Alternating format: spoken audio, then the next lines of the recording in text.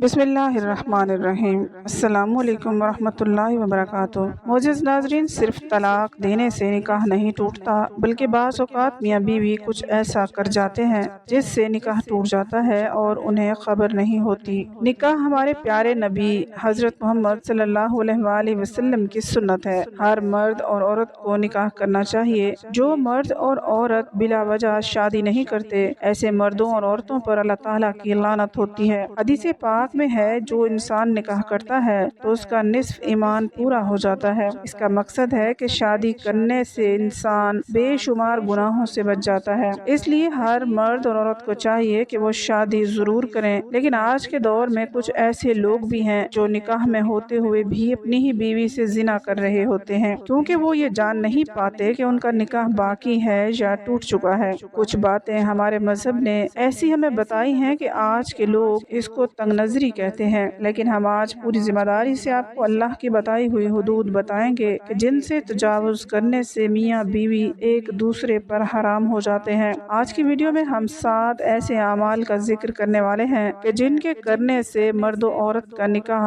بغیر طلاق کے ہی ٹوٹ جاتا ہے۔ شریعت محمدی صلی اللہ علیہ وآلہ وسلم میں 7 ایسے کام بتائے گئے ہیں جن کو کرنے سے انسان کا نکاح ٹوٹ جاتا ہے اور میاں بیوی کا رشتہ ختم ہو جاتا ہے۔ میاں بیوی ایک دوسرے پر حرام ہو جاتے ہیں۔ یہ ایسی غلطیاں ہیں کہ میاں یا بیوی ان غلطیوں میں چاہے دانستہ طور پر ملوث ہوں یا غیر دانستہ طور پر، ہر صورت میں میاں بیوی کا نکاح ٹوٹ جاتا ہے اور بیوی میاں کے لیے ہمیشہ کے لیے حرام ہو جاتی ہے۔ اس لیے ان غلطیوں اور حدود کے بارے میں جاننا ہر شادی شدہ جوڑے کے لیے لازم ہے، تاکہ وہ اپنے آپ کو ایسی غلطیوں اور گناہوں سے دور کر سکیں۔ ناظرین، سب سے پہلا تو یہ ہے کہ اگر میاں یا بیوی دونوں میں سے کسی ایک کی موت ہو جاتی ہے تو نکاح ٹوٹ جاتا ہے۔ اگر مرد مر جاتا ہے تو بیوی دوسری شادی کر سکتی ہے۔ اس صورت میں نکاح طلاق دیے بغیر ہی ختم ہو جاتا ہے۔ نمبر 2، اگر شوہر یا بیوی دونوں میں سے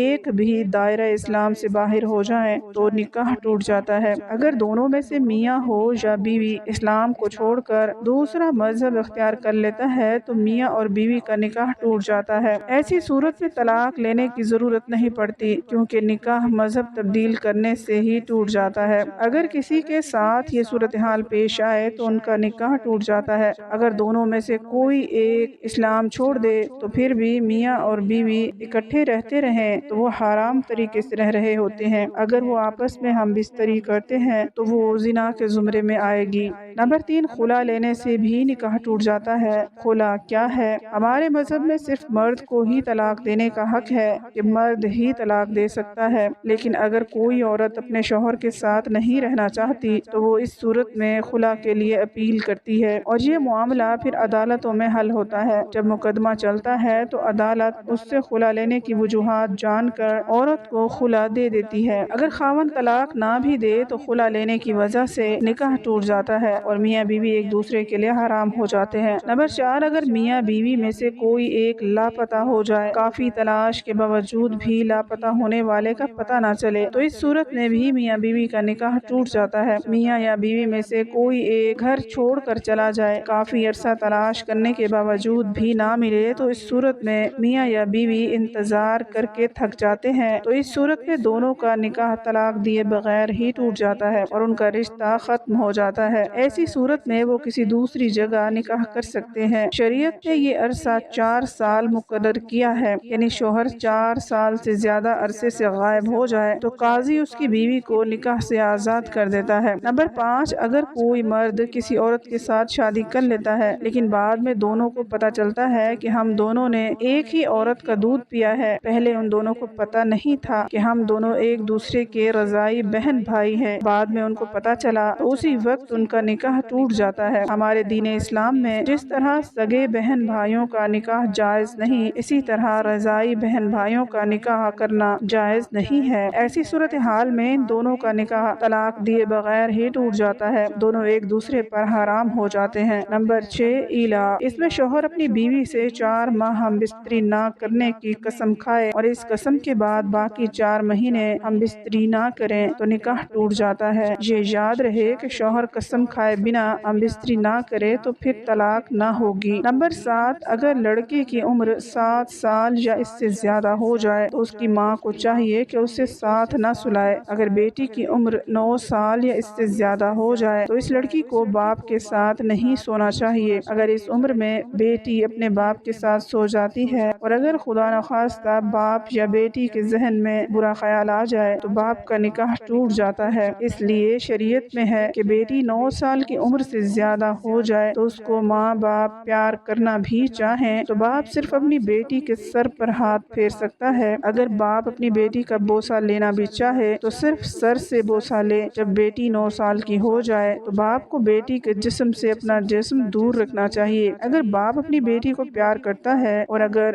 باپ یا بیٹی کی شہوت جاگ جائے تو باپ کے لیے بیٹی کی ماں حرام ہو جاتی ہے اور ان کا نکاح ٹوٹ جاتا ہے۔ ماں اور بیٹے کے لیے بھی یہی حکم ہے۔ تو ناظرین، یہ ہیں وہ 7 صورتیں جن میں میاں بیوی کا نکاح باقی نہیں رہتا۔ اللہ تعالیٰ تمام شادی شدہ افراد کی زندگیوں کو خوشیوں سے بھر دے اور ایسی تمام غلطیوں سے محفوظ رکھے جن سے نکاح ٹوٹ جانے اور انجانے میں کی گئی غلطی میاں بیوی کی ہستی بستی زندگی برباد کر دے۔ اللہ تعالیٰ ہم سب کو نیک اعمال کرنے کی توفیق عطا فرمائے، آمین۔